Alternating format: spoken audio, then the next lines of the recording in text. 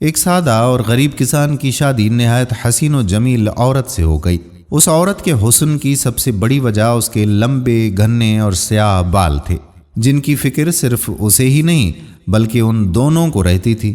ایک دن کیا ہوا کہ کسان کی بیوی نے اپنے شوہر سے کہا کہ میرے سرتاج، کل واپسی پر آتے ہوئے راستے میں دکان سے ایک کنگھی تو لیتے آنا، کیونکہ بالوں کو لمبا اور گھنا رکھنے کے لیے انہیں بنانا اور سنوارنا بہت ضروری ہے، اور پھر میں کتنے دن ہمسایوں سے کنگھی منگواتی رہوں گی۔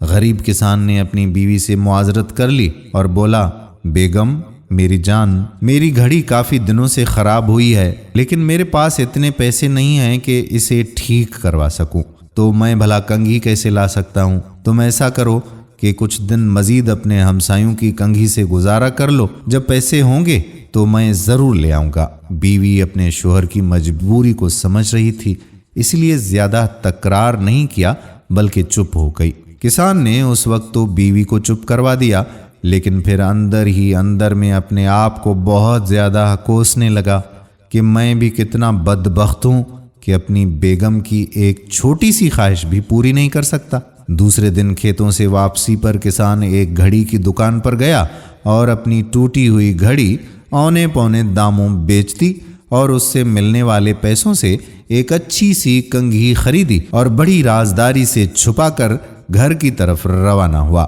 اس نے سوچا کہ گھر جا کر بیوی کو سرپرائز دے دوں گا تو وہ بہت خوش ہو جائے گی۔ جب وہ گھر گیا تو کیا دیکھا کہ اس کی بیوی نے اپنے لمبے بال کٹوا دیے تھے اور مسکراتے ہوئے اس کی طرف دیکھ رہی تھی۔ کسان نے حیرت سے پوچھا، بیگم یہ کیا کیا تم نے؟ اپنے بال کیوں کٹوا دیے؟